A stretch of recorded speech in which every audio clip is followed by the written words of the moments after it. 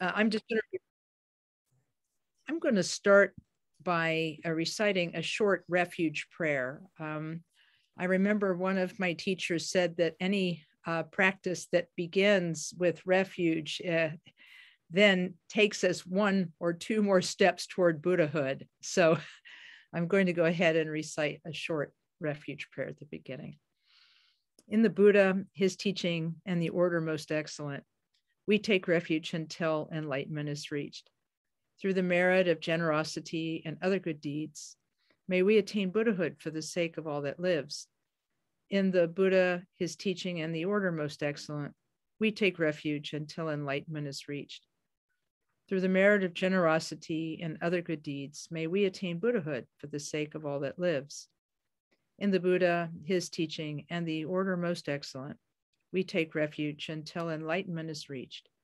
Through the merit of generosity and other good deeds, may we attain Buddhahood for the sake of all that lives.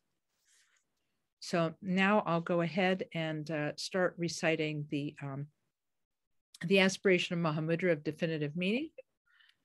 This translation is, if I remember correctly, this translation is by Lama Lama, the Women's Retreat Master at the Karmapa's Karme Ling Retreat Center in upstate New York. So we'll begin. Homage to the Guru. Guru, yidams of all mandalas and Buddhas and Bodhisattvas of the 10 directions and 3 times, kindly consider me, support and bless the fulfillment of my aspirations. Streams of virtue, unsullied by threefold fixation, are born on the snow-covered mountain of the pure intentions and actions of myself and in all innumerable beings. May they flow into the ocean of the Buddha's 4 kayas. Until that is attained throughout all births, all lives, may even the words wrongdoing and suffering be unheard. May we enjoy the splendor of an ocean of happiness and virtue. Acquiring the best leisure and resources, may we have faith, diligence, and wisdom, relying upon good spiritual friends and receiving the essence of the instructions. May we practice them properly without obstacle.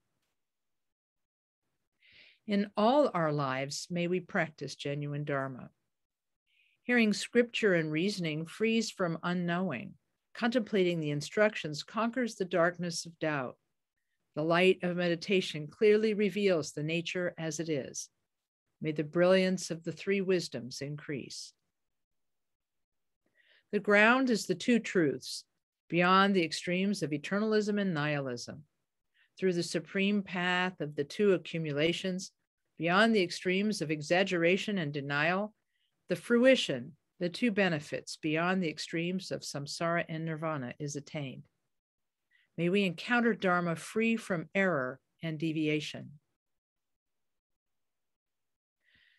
The ground of purification is the mind's nature, union of lucidity, emptiness. What purifies is the great Vajra Yoga of Mahamudra. What is purified is the stains of the adventitious. May the result of purification, the stainless Dharmakaya, be revealed. Severing misconceptions of the ground is certainty of the view. Sustaining that without distraction is the point of meditation. Training in all aspects of meditation is the best action. May we have the confidence of the view, meditation, and action. All dharmas are the mind's manifestations. The mind, there is no mind. It is empty of mind's essence. Empty, it is unceasing and can appear as anything. Having scrutinized it, may we find it. We mistake self-appearance, which has never existed, to be an object. Under ignorance's power, we mistake self-awareness to be a self. Under the power of dualistic fixation, we wander in the expanse of samsara. May we get to the bottom of ignorance and delusion. Not something, it is not seen even by Buddhas. Not nothing, it is the ground of all samsara and nirvana. This is not a contradiction. It is unity, the middle way. May we realize the mind's nature beyond extremes. Nothing indicates this, saying it is this. Nothing negates this, saying it is not this. Beyond the intellect, dharmata is not composite. May we realize the perfect ultimate truth. Realizing this, we circle in the ocean of samsara. If this is realized, Buddha is not elsewhere. Everything is this. There is nothing that is not this. May we know dharmata, exposing the all basis. Appearances are mind, emptiness is also mind. Realization is mind, delusion is our own mind too. Arisen, it's mind. Stopped, it's also mind. May we sever all misconceptions in the mind. Not sullied by the meditation that is conceptual effort, not stirred by the wind of ordinary distractions. May we know how to rest naturally and freely, not altering. May we be skilled in and sustain the practice of the mind. May the subtle and coarse waves of thought be naturally calmed. May the river of mind, unmoving, come to natural rest, free from the polluting stains of torpor and dullness. May the ocean of shamatha be unmovingly stable. When looking again and again at the mind, which has nothing to look at, nothing to see is vividly seen as it is. That is the resolution of doubts about what it is and is not. Without delusion, may we recognize our own nature. Looking at objects, there are no objects. Looking at the mind, there is no mind. Looking at both, dualism is liberated in its own place. May we realize the clear light, the mind's nature. This freedom from mental engagement is Mahamudra. Beyond extremes, it is the great middle way. As this includes everything, it is also called the great perfection. May we gain the confidence that to know one is to realize the meaning of all. Unceasing great bliss without attachment, the unveiled clear light free from conception, and spontaneously present freedom from thought beyond the intellect. May effortless experiences be unceasing. May clinging to experiences as good be naturally liberated. May the delusion of thoughts being bad be purified in the expanse. May ordinary mind, with nothing to remove or add, to lose or gain, unelaborate, the truth of dharmata be realized. Although being's nature is always Buddha, not realizing it, we wander in endless samsara. May unbearable compassion arise in us for all beings who suffer endlessly. The display of unbearable compassion is unceasing. Within that affection, its empty nature arises nakedly. May we cultivate this integrated path without error constantly throughout the day and night. The eyes and clairvoyances produced by meditation, the ripening of beings, the purification of Buddha realms, and the completion of aspirations to the Buddha's qualities. May we perfect completion, ripening, and purification, achieving Buddhahood. Through the compassion of the Buddhas and Bodhisattvas of the 10 directions and the power of whatever pure virtue there is, may the pure aspirations of myself and all beings be fulfilled in accord with our intentions. Okay, thank you. I made a mistake at the beginning. I thought that this was translated by Lama Lodro Lama. It was just set in an omnibus translation by her. She did not do the translation. This translation is from the Munlam Prayer Book, which was the Kaji Munlam Prayer Book, which was translated by Ringu Tulku, Yeshe Jamso, and many, many others who served on the committee to translate this amazing prayer. So thanks to all of you for being here this evening, and thanks to all the Dharma friends at the Santa Monica KTC. through your kindness, this Zoom class has been going for a while, as we have sought to work through the 25 verses in this prayer written by the third Karmapa Rangjung Dorje hundreds of years ago.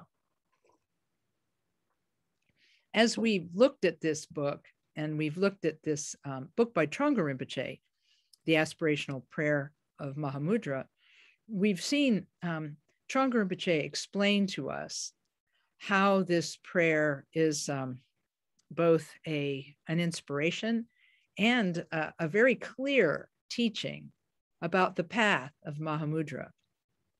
We talked about in the earlier verses about how prayers of this type were compilations of teachings, so that when they were recited over and over and over again, the reciters would gradually receive the teachings and see them in their completeness.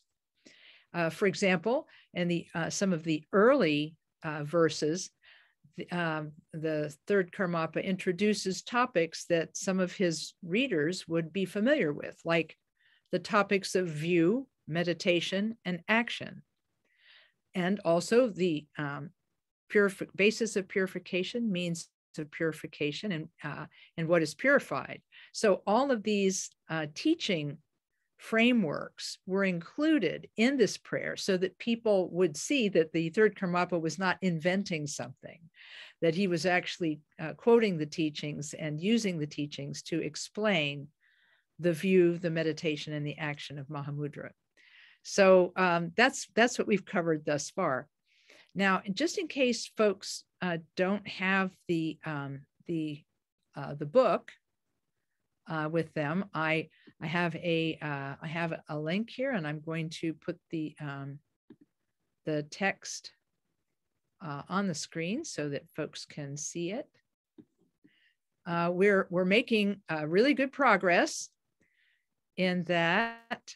I think we're up to. I have the paper copy of the book, but I think we're all the way up to. I actually marked it this time, so thanks to everybody who helped me find my place last time. I really appreciate it.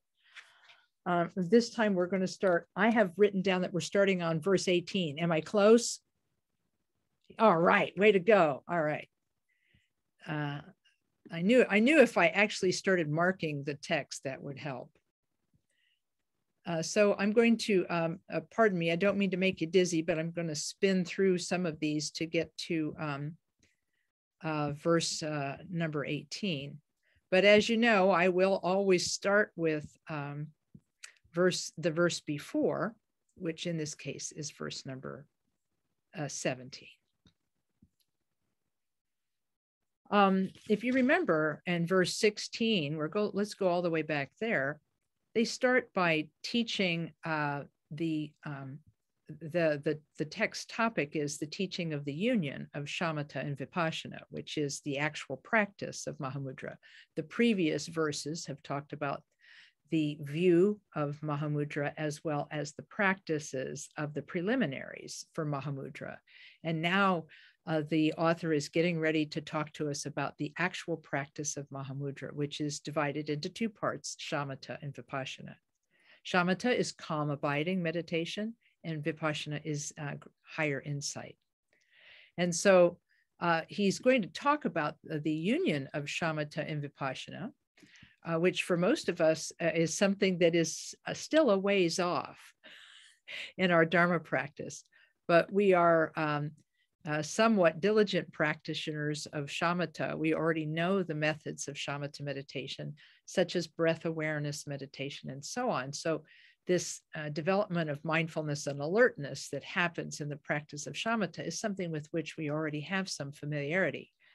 And so when we read in verse 16, the waves of subtle and gross thoughts subside by themselves. Well, I think we need a little help to have them subside, but yes, the waves of subtle and gross thoughts subside. The waters of unmoving mind rest naturally. May the ocean of Shamatha be undisturbed, free of the dregs of drowsiness. So we talked about the meaning of that verse last time. And in fact, we shared Khenpo Karthar Rinpoche's teaching about the 4 stages of Shamatha from his book, Dharma Paths. Then we talked about verse number 17, which is about Vipassana, the higher insight, and how that consists of looking again and again at the mind, which, as we have established from previous verses, is not a material thing and therefore cannot be seen as a material thing. And so looking again and again at the mind, which cannot be looked at. What he means by this is that it is not a material thing, but we can experience it. And then that happens in this one. One sees clearly just as it is the truth of not seeing. Using clever wordplay, the third Karmapa, who was a poet himself, using this kind of clever wordplay, that's very ironic, looking again and again at the mind that can't be looked at. One sees clearly just as it is the truth of not seeing. And in the modern translation, I'm sorry, not modern, in the Munlam prayer book translation, I like the way this is stated, where it says, nothing to see is clearly seen as it is, which for this line, which I think is a very clever way of stating it. And then resolving any doubt about how the mind is and how the mind is not. May we recognize our unconfused nature by ourselves. And so here the author is establishing that Vipassana consists of meditating on the mind itself, taking the mind itself as the object. And by looking again and again at the mind and letting the mind relax in its own experience of its own aware nature, then we will have like a deep sense of how the mind really is by experiencing it. Those of you who were part of the class taught recently for the Wichita KTC on the Trungpa Rinpoche's book, Vivid Awareness, will remember how Trungpa Rinpoche in one of the early chapters says, mind is not a material thing, therefore it cannot be perceived, but it can be experienced by turning one's attention toward the mind itself and its radiant awareness. So that was verse number 17. And then tonight we're going to start with the verse that is labeled penetrating to the root. In other words, through Shamatha, we calm the mind.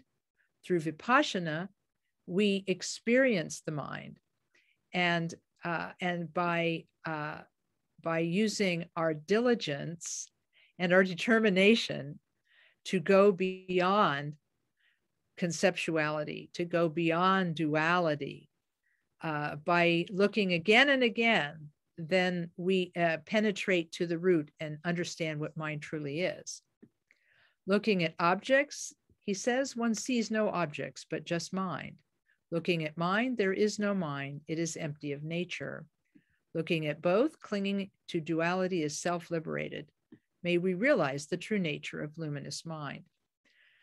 Those of you who have been with us at in the earlier episodes know that this 4-part exposition goes back to Maitreya's teachings to Asanga, which were quoted in the Great Path of Awakening by Jamgon Khantrul the Great, in describing the 4-part meditation on the nature of mind that is in the Great Path. And those of you who are diligent readers of footnotes will remember from reading the footnotes of the Great Path of Awakening, written by Ken MacLeod. You can make a note of this and go back and read it later when you have some time. In footnote number 58,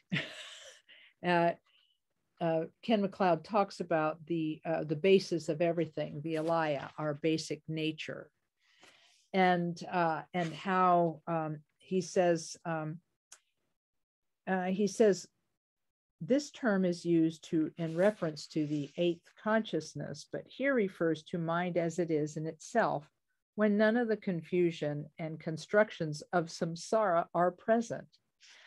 When the process of samsara is halted through the practice of meditation, and there is no further reinforcement of samsaric tendencies to grasp and cling and solidify, there is no, when the process of samsara is halted and there is no further reinforcement of those tendencies, consciousness is the basis of everything, alaya vijnana, subsides, and mind as it is, the basis of everything, is known.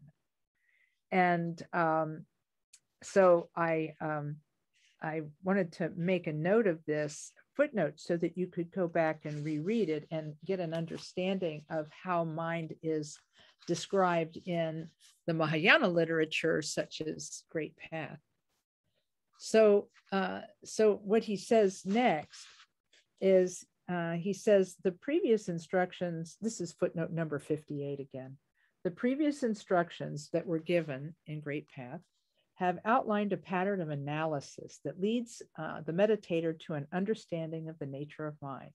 In order to cultivate this appreciation to the point that disturbing and obscuring factors of ego-based habits subside and mind in itself is evident in its empty and yet luminous presence, one must develop and foster the ability to let the mind rest in a clear, non-discursive state, free from clinging or conceptual postulation. So what he's saying is that through the practice of the four-part meditation that's at the beginning of Great Path, one starts by saying everything is mental experience. That's the first step.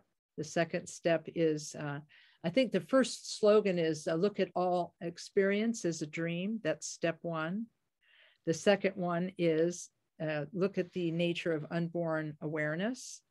The third instruction is let even that go, let even the remedy free to subside, and then rest in the basis of all nature of the nature of all the basis of everything. And so in doing this four-part analysis, one gradually releases one's grasp on conceptuality, and then hopefully for like maybe 1 second or 2 seconds, one recognizes and rests in the mind as it is. And then he summarizes in the footnote, Ken MacLeod summarizes the 4 instructions that present all the philosophy of Maitreya's teachings to a Sangha. And Maitreya's teachings say, after the awareness that there is nothing other than mind, comes the understanding that mind too is nothing in itself. The intelligent know that these 2 understandings are not things. In other words, they're not material either. And then, not holding on to even this knowledge, they come to rest in the realm of totality. So for fun, I'm going to jokingly call this extra credit reading. You can go and recognize these 4 lines. Looking at objects, one sees no objects, but just mind. So that's the look at all phenomena as being dreamlike. The second line, looking at mind, there is no mind. It is empty of nature. That's the second instruction, which is to examine the nature of unborn awareness. Looking at both of these, clinging to duality is self-liberated. That's the third instruction, which is even the remedy is freed to subside naturally. And the fourth is rest in the nature of all the bases of everything, and may we realize the true nature of luminous mind. This is really an interesting step-by-step description of how a person can gradually learn how to rest in mind's nature. You can talk to your teachers and get instructions on this, but I thought it would be fun to just look at at verse 18 and show the resonances with the four-part instruction that's in Great Path. So Trungpa Rinpoche says, we penetrate to the root of mind by means of Vipassana meditation. The text says, looking at objects, one sees no objects, but just mind. When we look at external objects, we have feelings of pleasure and pain in our mind. In the same way, when we look at an object, such as an appearance, the aspect of an object that arises in the mind, and so forth, then there is no object. One sees no objects, but just mind. If you remember from earlier explanations, we used the glass of water as our ubiquitous example of an apparent object. There, Khenpo Karthar Rinpoche, when he taught about this, he said there's a difference between apparent objects, which are, they have some existence. They're made of some things, but all of those things are interdependent and impermanent. So that's an apparent object.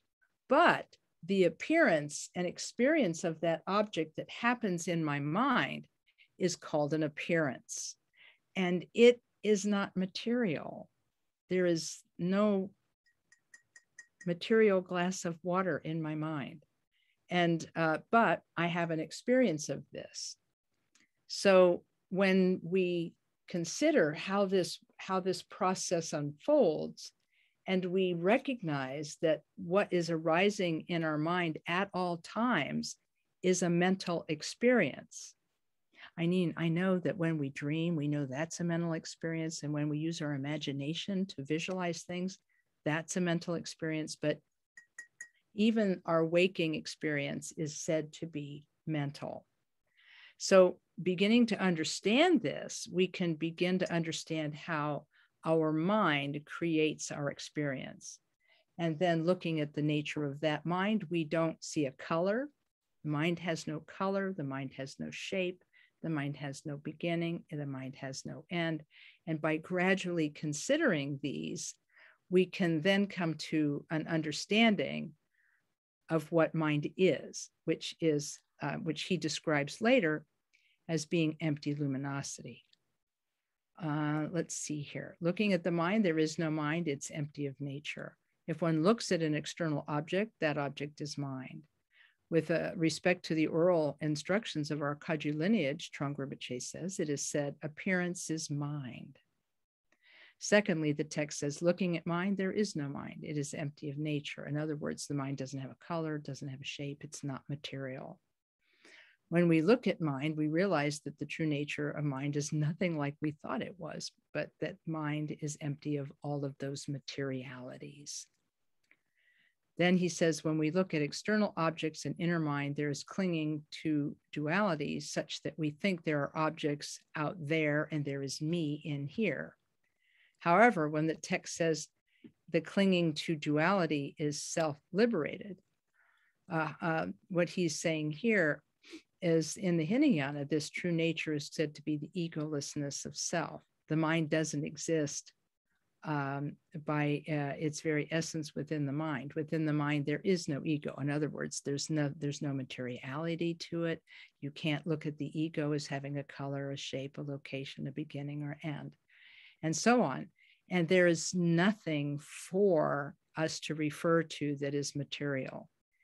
Then he says, when we realize this, then step by step, we can use this realization as the means to abandon disturbing emotions. In other words, he says it is taught in the Mahayana that outer objects don't exist and that the inner mind also doesn't exist. And for example, in the Heart Sutra, it said no eye, no ear, no tongue, and form is emptiness, and so on. He says when we realize this by looking at the mind, then both outer objects and the inner objects do not have a permanent existence.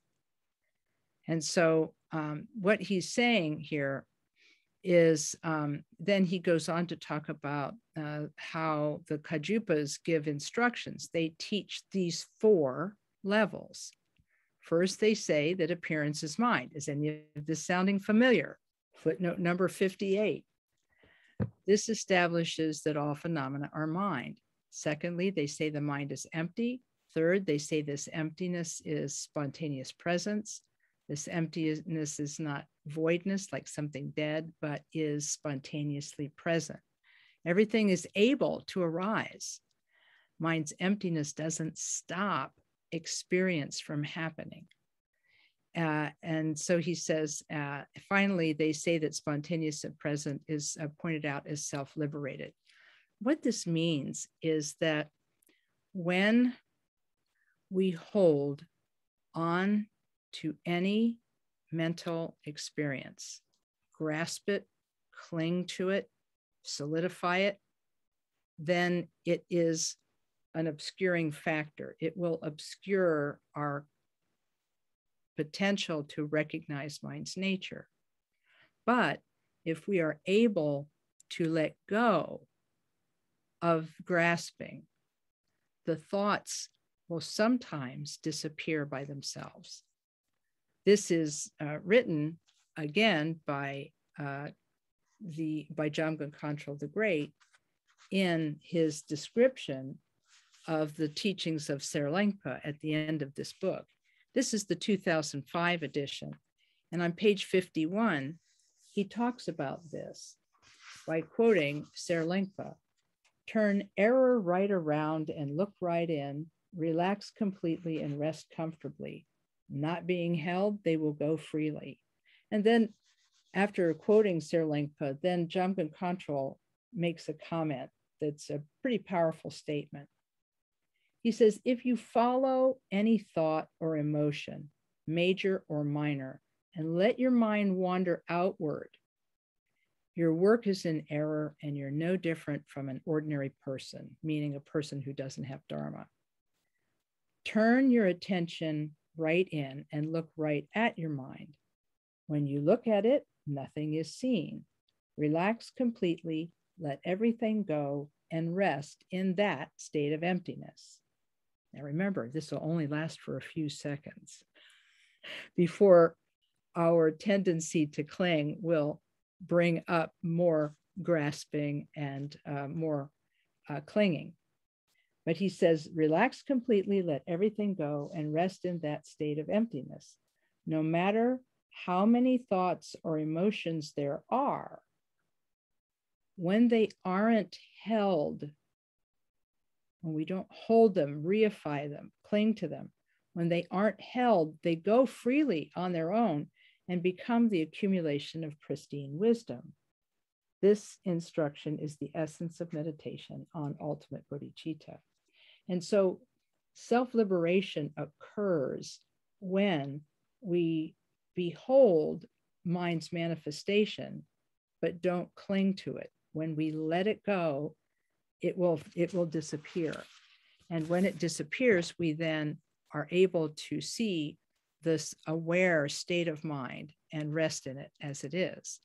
Again, only for a few seconds, and then we return to confusion and delusion. But those few seconds give us proof that our mind is more than what we are thinking. Our mind has this spontaneous presence, this capacity to experience everything that is nonetheless not material in itself. That's a really tough.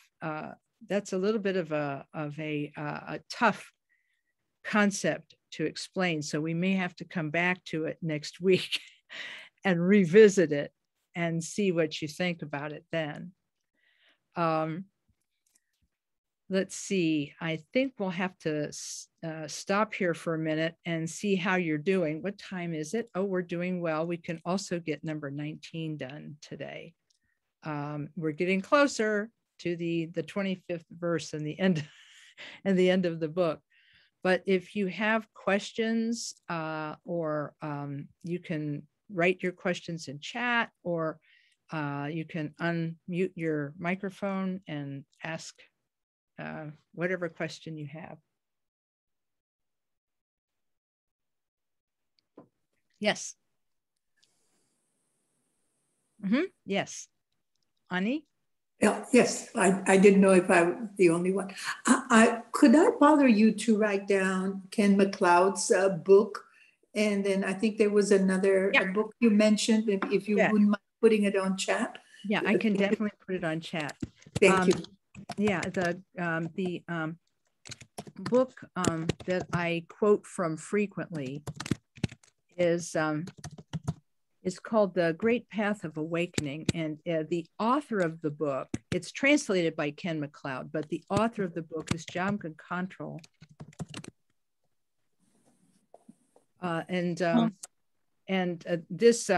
This was published by Shambhala. And it's very interesting. This text, very small book, has been translated only twice that I know of. This is one translation. It's probably the oldest of the translations, but it's going to take me a second. Let me go grab the other one so I can show you the other one. Can you put those back on the screen, because my screen disappeared? Uh-oh. I'm not sure how to do that. I'm not sure how to put something back on the screen. Do you mean the, are you thinking about the book or? Yeah, the title of the book that you just gave, because it just flashed real quick and I couldn't write it down fast enough. Uh-oh. Well, let's see if we can try that, okay? I'm going to try and copy it again and see if it'll work. Oh, somebody just repeated it. That's great. Oh, it just disappeared again. Oh, gosh. Uh-oh, what will we do? Well, let's try this. This is a good idea. Can you read it or is it backwards? It's not showing at all. I can read it if it's on, but it's not even on my screen. Uh-huh. Well, but I'm showing it to the camera. How does that work? Does that help? Not, I just have a black screen with no words. Oh, well, hey, I'll tell you what. Here's what I'd like for you to do. On the video. It will be on the video, which I post. Sorry for interrupting. Yes. Oh, okay. It'll be on the video. Mayu, it'll be on the video. But another thing is, if anybody here has Mayu's email address, could you email her the title of the book, please?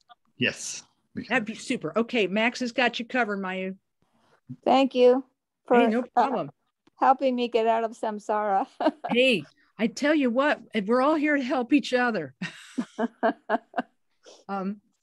I can say one thing about this book, and that is that a long time ago, when my teacher, Khenpo Karthar Rinpoche, was giving me, basically he taught me how to help people. He just basically said, teach everybody Shamatha.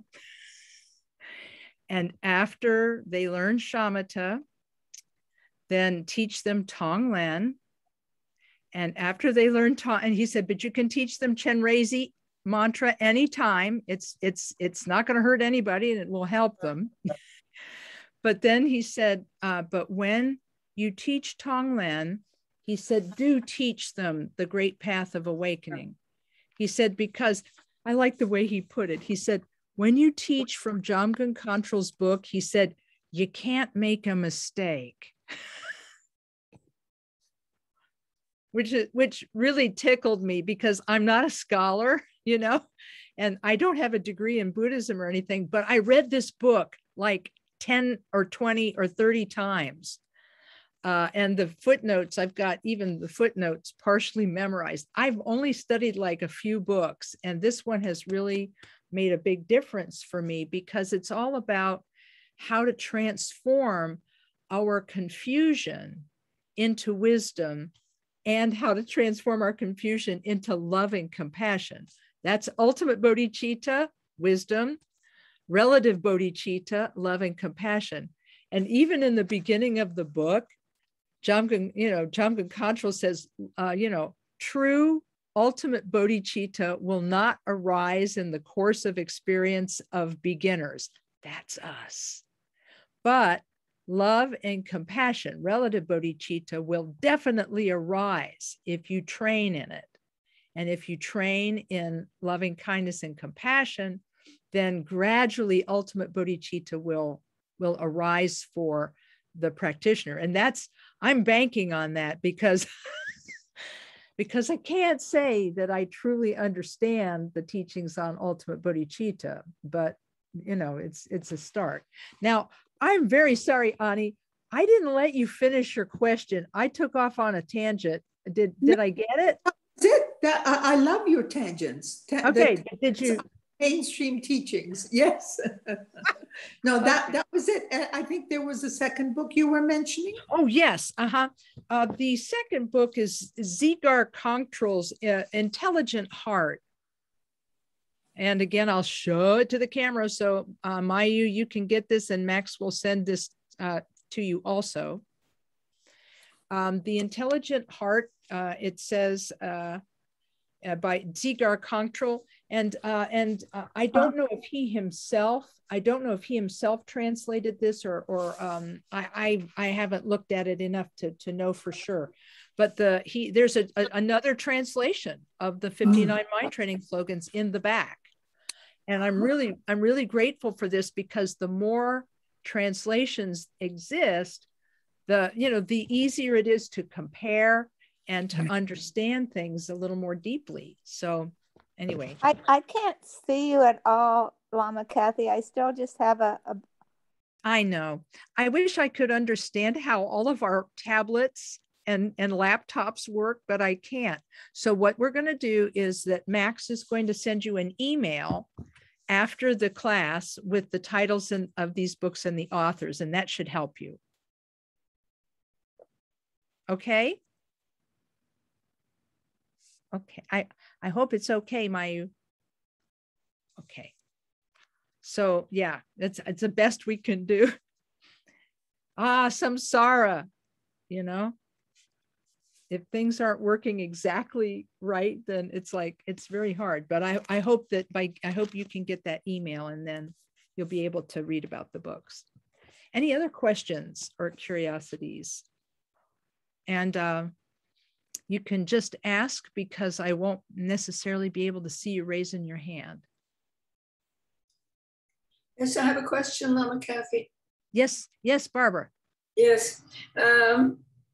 I'm kind of hung up on, we're not material, yet we have computers and Zoom, etc., but we're not real.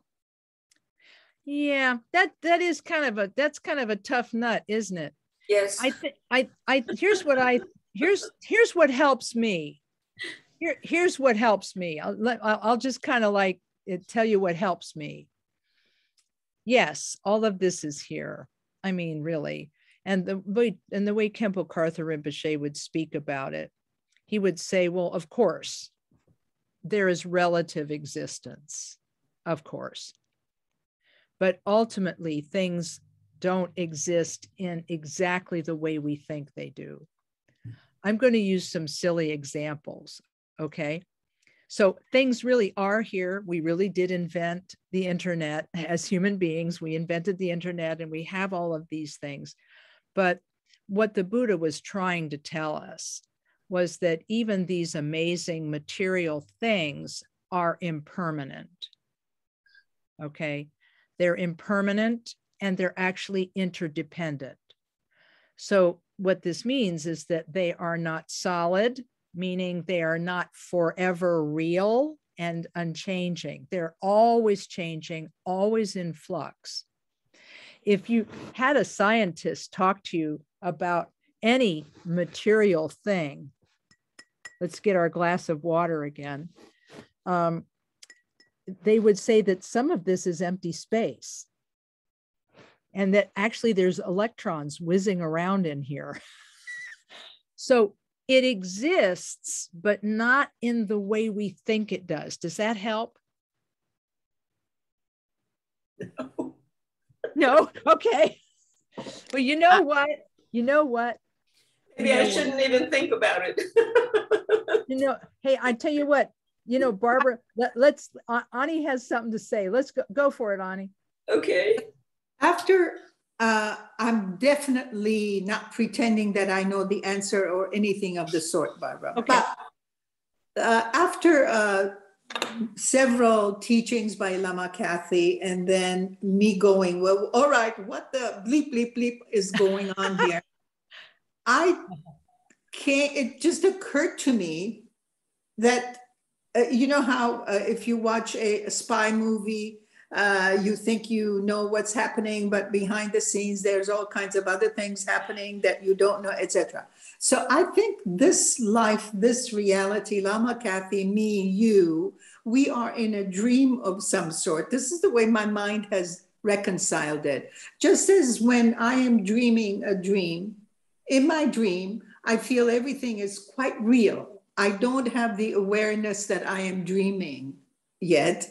And I take everything as real. My heartbeat fluctuates, my blood pressure fluctuates, depending on what my dream is, etc. So I have a feeling enlightenment is understanding or seeing that this Zoom, telephones, everything is the same dream that I know that I can identify when I wake up and I have dreamt. I kind of reconciled it to myself in this way. I don't know if that makes sense, or I'm off on a wild goose chase and down the rabbit hole someplace.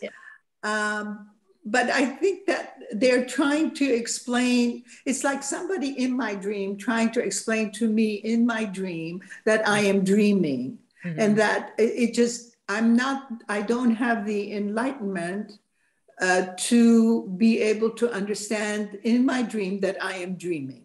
Right. Not yet. And so this, I think, is another level of dreaming. And maybe that is what they talk about when they talk about different levels of enlightenment, that there's, like, the universe is an unfathomable thing for me. So enlightenment might be, you know, a dream within a dream within a dream within a dream. Mm-hmm. I don't know. So that's my take on it. I don't know whether it makes things even worse than it is. So yeah, I will hush up. So Barbara, how was that? Yeah, I know. Oh, I'm sorry. Are you still? Yeah, you're still muted, hon. So, yeah, I understand what she's saying. I mean, I understand it. I think I understand it. I can sit here and say that I understand it. And yet, when I hear the teachings about nothing is real, and yet, you know, I pinch myself, and that's what I'm hung up on, I guess. Mm-hmm. Yeah, and I do understand that. And it will, I'll come back to that in a second, Barbara, but Ani, this is pretty much what Khenpo Karthar Rinpoche said a number of years ago. He did compare it to the dream state and being able to awaken in the middle of a dream and to recognize that you're dreaming. And then and in fact, Khenpo Sodrom Jamso talked frequently when he was teaching about the idea that we're in a dream and we are waking from that dream when we come to understand what it is. But in the meantime, Barbara, what helped me, because I have to tell you, I didn't even have an inkling about what this was until probably after my 3-year retreat, and that was a long time. That was 30 years in, you know. And even then, it comes and goes. But what I take heart from is that love and compassion are actually the practices that these lamas are trying to tell us to do. Because for those of us who pinch ourselves and still can't get beyond that, love and compassion is like the closest thing to absolute awakening and enlightenment that exists. Does that make sense? Love and compassion breaks barriers, it erases the lines between people, and it creates unity where there was separation. And I think that in many ways, that's what ultimate bodhicitta is about, but in a different way. It's about breaking the barriers and erasing separation, and letting us see that all things have the same nature, even though they appear to be different. But I think that love and compassion is really a powerful thing. And in fact, when Khenpo Karthar Rinpoche was first started teaching, he gave us this quotation from the Buddha that said, if you want to practice my teaching, the Buddhist teaching, you don't have to practice many teachings. You only have to practice one teaching. And what is it? It's love and compassion. Whoever has love and compassion has all the qualities of the Buddha in the palm of their hand, meaning it's immanent, it's right close to you. So I would say, rather than sort of trying to knock one's head against, against these things, because when I was first trying to understand this, I said so many things that were circuitous and probably unintelligible that Khenpo Rinpoche said, I think you need to stop thinking about this right now. And I think you need to practice Tonglen and do lots of love and compassion, because he didn't want me to kind of, knock my head against that wall. He said it was better for me to practice Tonglen, love and compassion, and that eventually I would have some more understanding of the other side of things. And that's kind of where I've been ever since.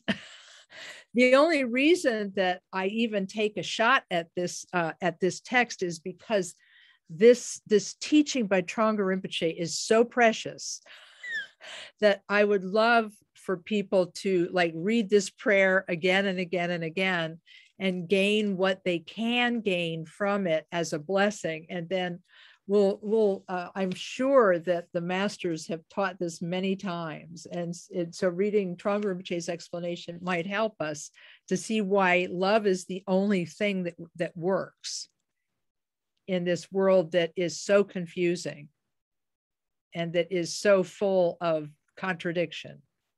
Love is the only thing that makes any sense. Does that help a bit? That helps a great deal, yeah. I will stop trying to knock my head against that wall and follow your suggestion to concentrate on love and compassion. Yeah, it's really what helped me. It's really because I as you can see, I still struggle with this. I can recite things, but I don't have deep understanding, and I have no realization whatsoever. But I've begun to intellectually grasp the idea. But the love is really the thing that makes the difference. I mean, everybody's done this, and this is what proves to me that emptiness is real. Okay, everybody has been in this situation. You're having an argument with somebody, right? And you're really putting it to them and saying, I'm right, you're wrong, and you're really mad, and and then suddenly your phone rings. Okay, and for a second you don't know what to do, because the thread of the argument has been lost because you're distracted by the phone, right? And so being distracted by the phone, the anger suddenly goes away, and then you pick up the phone and it's somebody you love, and you go, oh, I'm so glad to talk to you. Oh, that's so wonderful. So the fact that you can be in this horrible argument where they're wrong and you're right, and then suddenly through boing, something happens and that anger, poof, totally disappears. And then you become somebody else. Hello. It shows me that thought, even the most powerful thoughts, could actually be empty inside and vanish in a moment. And then you pivot on anyhow, that was what taught me the most. Was I actually had that happen to me. And I realized that if everything was solid and permanent, that anger would never go away. It would always be there. So anyway, so I have hope for myself. Thank you. You're welcome. They're actually, I know we're at the bottom of the hour, but I'd like to see if anybody else has any comment or thought here? Well, then, if you'll allow me to go 5 minutes over, we'll read number 19 so that we can start on that next time. Let's see, I think this is number 19, because my goal is to eventually finish this book.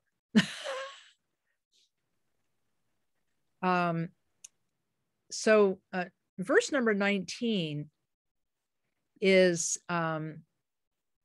it says how to practice the unity of Shamatha and Vipassana. And if you think about it, Vipassana is sort of like the insight into the nature of things, like my insight into the nature of my anger, which just vanished when the phone rang, right? So I could see that. That's the insight into the nature of things, that they're changeable and impermanent. But Shamatha and Vipassana together is a powerful thing, because Shamatha is being able to place your attention on something and leave it there, and then return your attention when it wanders. That's mindfulness. That's Shamatha. But what if you could apply that to the insight about the nature of things, so that could actually get bigger and bigger and bigger, and your understanding would grow and grow and grow. And so what he's talking about are, in number 19, are all of these methods for unifying Shamatha and Vipassana. So he's going to mention three, the big three. Mahamudra is a practice that does that. Madhyamaka is a practice that does that. Dzogchen, or the Great Perfection, does that. And so he's saying that there are at least these three ways of unifying Shamatha and the insight of Vipassana, but you have to practice them. And so what is the practice of Mahamudra? It's to be free from mental fabrication. That is, just to let the mind rest naturally. Now, this is very, very difficult to do, and most of us can only do it for a few seconds at a time. And for most of us, the only time that we can really do this is at the end of a mantra meditation, when we dissolve the deity into ourselves, and then dissolve ourselves as the deity into emptiness. And then we have this moment of quiet, right? In this just moment of quiet in the mind. And so we can be free from mental fabrication for like 1 second, 2 seconds, 3 seconds, and then our usual confusion starts again. But the methodology is to be free from mental fabrication. And that's the Mahamudra method. And then free from extremes, it is the great Madhyamaka. Those of you who've read Trungpa Rinpoche's book, The Open Door to Emptiness, he goes to great extent about Madhyamaka and how we can understand that things exist and that they don't exist and so forth. I don't really understand it, so I can't say much about it. But Madhyamaka is a way of understanding reality intellectually at first, by saying, hey, it's neither this extreme nor this extreme. It's somewhere in the middle. And so that's their method of joining Shamatha and Vipassana. And then finally, the Great Perfection, or Dzogchen, is practiced by showing the basic nature of everything as being the same. That's when they call it the consummation of all the great perfection. And so he's saying, oh, would you like to practice this unity of Shamatha and Vipassana? Well, here are 3 ways to do it.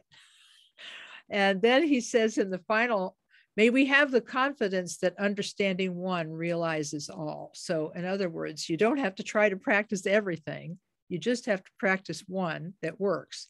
And by the way, just in that, for that earlier questioner, Khenpo Rinpoche did say, when he encouraged me to teach this book, he said, oh, by the way, and I mean, literally, he did say, like, by the way, he said, when you teach this book, He said, make sure you tell everyone that they can attain full Buddhahood simply through the practice of love and compassion. If they practice love and compassion, they can attain Buddhahood itself. And so I said, okay, I will tell everyone. So I just did. So he obviously knows that it's important for us to hear this, that we can, he said, make sure that when you teach this book, you tell people that they can attain full Buddhahood just by practicing love and compassion. And if you think about it, it's true, because self-clinging is what the Buddha said is the cause of so much of our suffering. And how do you begin to soften that? And that's through love and compassion. That's how you soften that ego fixation. So believe it or not, I think that's all I'm going to say about verse 19, because I honestly don't know more about it than that. And so what we'll talk about next time is we'll start next time with verse number 20, which talks about what happens when you meditate. Because when you meditate, sometimes you will experience things. And there are three basic kinds of experience. One is called bliss. I call it well-being. The second one is a clarity, which here he calls luminosity. And then the third is non-thought. So bliss, clarity, and non-thought. These are the three kinds of meditation experiences that people can have. And spoiler alert, what he's going to tell us about next time is that if we cling to the good experiences of meditation, we are making a mistake and we're turning our meditation into just more duality, saying, oh, I like this, but I don't like this. And so that's what we're going to be talking about next time in verse 20. So 20 and 21, we'll try and cover those next time. So I thank all of you for staying after class. And I thank you for your questions. And I thank you for your practice, especially the practice of love and compassion. And I make the aspiration that all of us are able to practice this going forward and be of benefit to ourselves and others. Before I dedicate the merit, I want to thank our newcomers.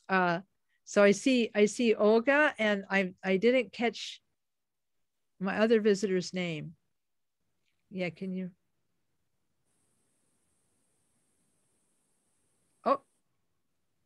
Oh. Okay, now talk. Lillian.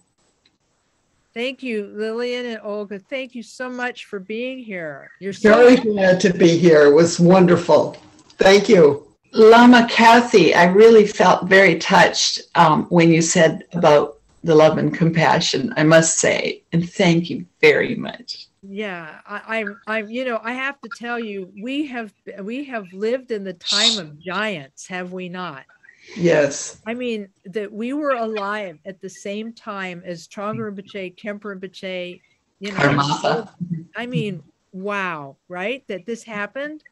And that even though I don't think it's any secret, I didn't get enlightened this time around, but being able, it's not a surprise, but the fact that not yet, there's always future.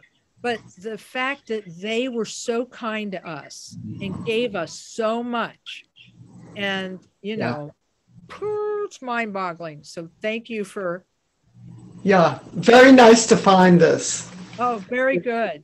And I think that they have the previous episodes. I forget what I'd done with them. Oh yeah, I do send links to the previous episodes. So you can talk to the group here and get them. Yes. Take a look. You mostly see me grasping for words because I have moments where that happens. So you're terrific. Thanks, everyone. You have a YouTube channel, and yeah, I think the Lama Kathy YouTube channel. That's right. Thank you. And we also have a YouTube channel for Santa Monica KTC. Very good. So you can Google that and you can find all the everything. Cool. Yeah. Thank you so much. And Jody and Daniel and Max and Charles and Ani and Barbara and Jim. Oh, let's see who I have. Bruce and Jay and Mayu. It's fantastic. I'm so glad you're here. And let's dedicate our merit. I'll recite a short prayer. Through this merit, may all achieve the omniscience of Buddhahood. May it defeat our common enemy, wrongdoing. From the stormy waves of birth, old age, sickness, and death, from the ocean of samsara, may we free all beings. May we free all beings. May we free all beings. Thanks, everyone. Thank you, Lama.